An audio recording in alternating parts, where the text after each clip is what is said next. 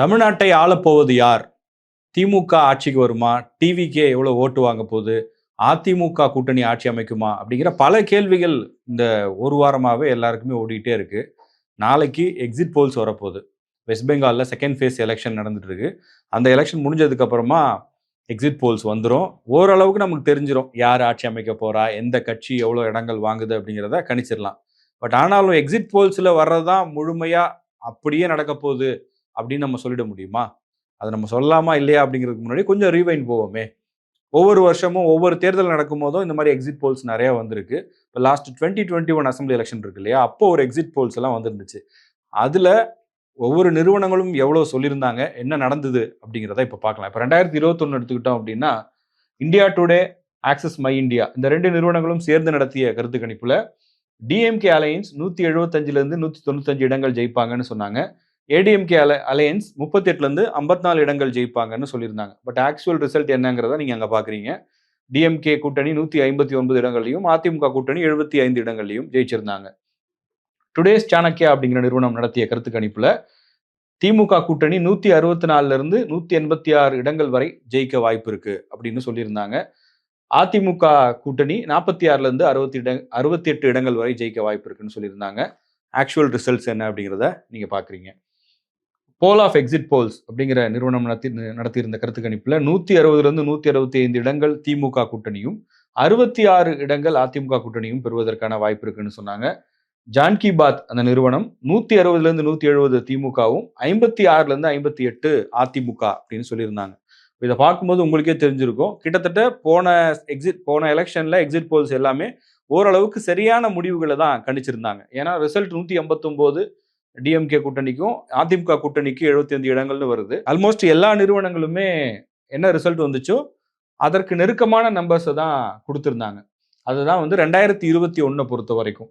2016ல எப்படி இருந்துச்சு அப்படிங்கிறத இப்ப பார்ப்போம். 2016 சட்டமன்ற தேர்தல் செல்வி ஜெயலலிதா, கலைஞர் கருணாநிதி இருவரும் முதல்வர் வேட்பாளராக இருந்த கடைசி தேர்தல் அது.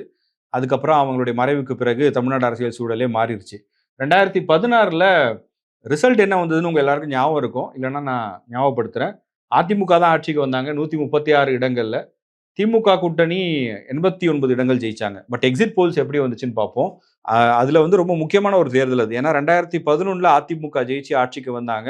2016ன்னு சொல்லும்போது பொதுவா அதுக்கு முன்னாடி வரையும் தமிழ்நாடு அரசியல் களம் எப்படி இருந்துச்சுன்னா 5 ஆண்டு திமுக ஆட்சினா அடுத்த 5 ஆண்டு அதிமுக. இப்படிதான் மாறி மாறி இருந்துச்சு. அதனால இந்த 2016 அப்படின்றது எக்ஸிட் போல்ஸ் சொன்னதும் நடந்ததும் முற்றிலும் வேறாகத்தான் இருந்தது.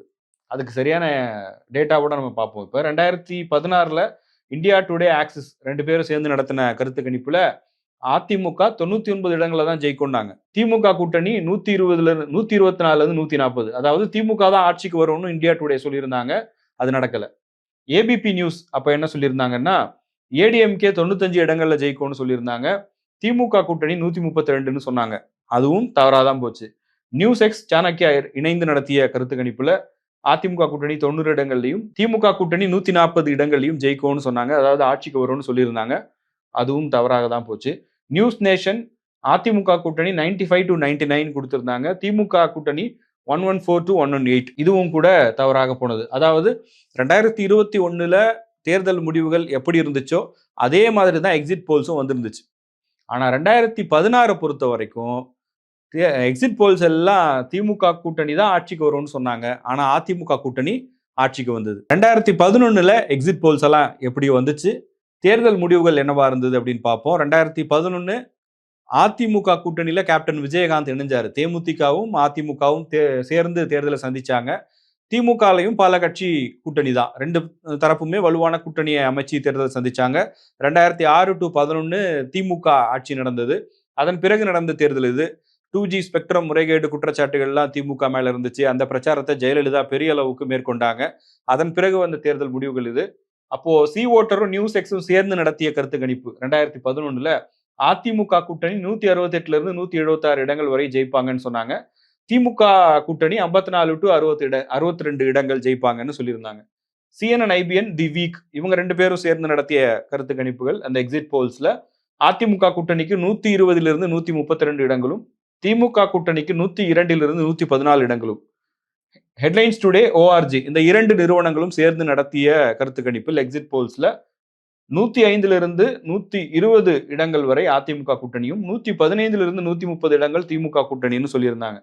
ஏஷியா நெட்டும் C4ம் இணைந்து நடத்திய எக்ஸிட் போல்ஸ்ல 132 இடங்களில் அதிமுக கூட்டணியும் திமுக கூட்டணி 117 இடங்கள்ல ஜெயிக்கும்னு சொன்னாங்க. பட் ரிசல்ட் எப்படி வந்துச்சுன்னா, இப்ப 4 நிறுவனங்களுமே நம்ம இங்க 4 சாம்பிள்ஸ் பார்க்குறோம். அதுல ஆல்மோஸ்ட் எல்லா கருத்து கணிப்பு முடிவுகளுமே அதிமுக தான் ஆட்சி அமைக்கும் அப்படிங்கிற மாதிரி சொல்லியிருந்தாங்க.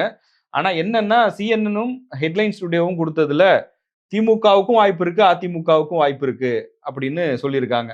மற்ற 2 நிறுவனங்கள் வந்து சி ஓட்டரும் ஏஷியா நெட்டும் அதிமுக தான் ஆட்சி அமைக்கும்னு சொன்னாங்க. பட் சிஎன்எனும் ஹெட்லைன்ஸும் என்ன சொல்லியிருந்தாங்கன்னா, 2 பேருக்குமே வாய்ப்பு இருக்கு. அதாவது அதிமுக சிஎன்என் சொன்னதுல அதிமுக ஆட்சி அமைக்கும், ஒருவேளை திமுக வந்து அந்த க்ளோஸ் டு 114 வரையும் வர வாய்ப்பு இருக்கு அப்படின்னு சொல்லியிருந்தாங்க. ஹெட்லைன்ஸ் டுடே 105 to 120 அதிமுகவுக்கும் 115 to 130 திமுகவுக்கும் கொடுக்கும்போது யார் வேணாலும் ஆட்சிக்கு வரலாம் அப்படிங்கிற மாதிரி அவங்க ப்ரெடிக்ட் பண்ணியிருந்தாங்க.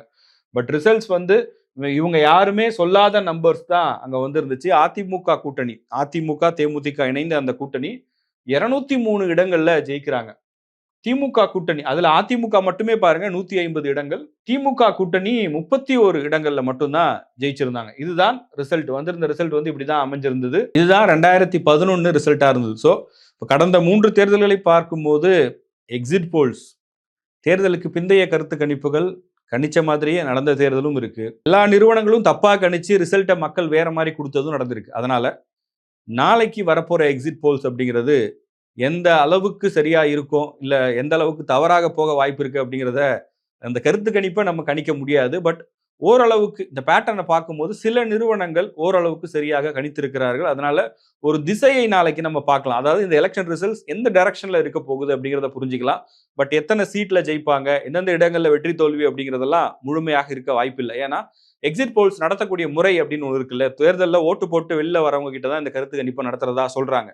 இப்போ வெளியில வர எல்லாருமே வெளிப்படையா சொல்லுவாங்களா, எந்த சின்னத்துக்கு நீங்க ஓட்டு போட்டீங்க, எந்த அடிப்படையில் ஓட்டு போட்டீங்கன்னு கேட்கும்போது பெரும்பாலானவர்கள் யாருக்கு ஓட்டு போட்டோம் அப்படிங்கிறத சொல்ல தயங்குவாங்க. நகர்ப்புறங்கள்லயா இருக்கட்டும், இன்னும் கிராமப்புறங்கள்லாம் ரொம்ப பெரிய பயம் இருக்கு. நம்ம யாருக்கு ஓட்டு போட்டோங்கிறது தெரிஞ்சா நமக்கு பிரச்சனை வரும் அப்படிங்கிற அளவுக்கு மக்கள் மனசுல ஒரு பயம் இருக்கு. தேர்தலில் வாக்களிக்கக்கூடியவர்களுக்கு பணம் கொடுக்கக்கூடிய கலாச்சாரம் ரொம்ப அதிகமாகவே ஆயிடுச்சு. அதனால எல்லாருக்கும் எல்லா கட்சிகளும் பணம் கொடுக்கறதுனால ஒருவேளை சிலர் வந்து கொடுத்த பணத்தை வாங்கிட்டு கூட தங்களுக்கு பிடிச்ச கட்சிக்கு ஓட்டு போட்டிருக்கலாம்.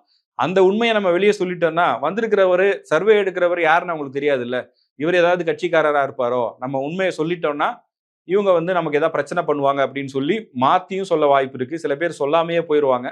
வெகு சிலர் ஆமாங்க இந்த கட்சிக்கு தான் நான் ஓட்டு போட்டேன் அப்படின்னு சொல்றவங்களும் இருக்காங்க. இருந்தாலும் அந்த சாம்பிள் சைஸும் இதுல ரொம்ப முக்கியமானது. ஒரு 2.5 லட்சம் 3 லட்சம் வாக்காளர்கள் இருக்கக்கூடிய ஒரு தொகுதியில ஒரு 200 300 பேர் சொல்றதை மட்டுமே வச்சும் ஒரு முடிவெடுத்துட முடியாது. ஏன்னா ஒரே தொகுதியில வேற வேற பகுதிகளில் மக்களுடைய முடிவுகள் என்பது வேறாக இருக்கும். சமூக பின்னணி இருக்கு, இதுல மதம் சார்ந்து யோசிக்கிறவங்க இருப்பாங்க, வளர்ச்சி சார்ந்து யோசிக்கிறவங்க இருப்பாங்க, இஷ்யூ பேஸ்டா யோசிக்கிறவங்க இருப்பாங்க. அதனால வெறும் 200 பேர் 300 பேர்கிட்ட மட்டும் எடுக்கிற ஒரு சாம்பிளை வச்சு இதுதான் தொகுதியோட மனநிலைன்னு எல்லா தொகுதியிலையும் சொல்லிட முடியாது. சில தொகுதிகளில் அந்த பேட்டர்ன் அப்படிங்கிறது யூனிஃபார்மா இருக்கும். அந்த மாதிரி தொகுதிகளில் நம்ம கணிச்சிடலாம், இல்லைங்க இந்த தொகுதியில இப்படிதான் ரிசல்ட் வரப்போகுதுங்கிறத கணிக்கலாம். சில தொகுதிகள் இருக்கும் அங்கே ரொம்ப டஃப்பான ஃபைட்டாக இருக்கும், நம்ம கண்டுபிடிக்கவே முடியாது, கணிக்கவே முடியாது. அதிலும் இந்த தேர்தலை பொறுத்த வரைக்கும் 3 முனை போட்டி ரொம்ப ஷார்ப்பாக இருக்கு. 4 முனை போட்டியான தேர்தலாக இருந்தாலும் 3 முனை போட்டி என்பது மிக தீவிரமாக இருக்கக்கூடிய தேர்தல் அப்படிங்கிறதுனால வெற்றி வாய்ப்பே வந்து சில 100 வாக்குகள் வித்தியாசத்துல தான் இருக்கும்னு எல்லாருமே கணிக்கிறாங்க. அப்படி இருக்கும்போது இந்த தேர்தலை கணிப்பது மிகவும் கடினமான ஒன்று. இருந்தாலும் வெயிட் பண்ணி பார்ப்போம். நாளைக்கு வெஸ்ட் பெங்கால் எலெக்ஷன் முடிஞ்ச உடனே நாளைக்கு ஈவினிங் 6:30 மணிக்கு இந்த 5 மாநில தேர்தல் நடந்துச்சு இல்லையா, அந்த 5 மாநிலங்கள்லையுமே எக்ஸிட் போல்ஸ் வெளியாக போகுது. நிறைய நிறுவனங்கள் எடுத்திருக்கிறாங்க, நேஷனல் மீடியாஸ் எடுத்திருக்காங்க, இங்க தமிழ்நாட்டில் இருக்கக்கூடிய மீடியாக்கள், சில இண்டிபெண்டன்ட் சர்வே ஏஜென்சிஸ் எல்லாருமே சர்வேஸ் எடுத்திருக்கிறாங்க. முடிவுகள் எப்படி வருதுன்றதை பார்ப்போம். அதிகாரப்பூர்வமாக மக்கள் அளித்த தீர்ப்பை மே 4ஆம் தேதி வெயிட் பண்ணி தெரிஞ்சுப்போம். எக்ஸிட் போல்ஸ் பத்தி உங்களுடைய ஒப்பீனியன் என்ன அப்படிங்கிறத மறக்காம கமெண்ட் செக்ஷன்ல சொல்லுங்க.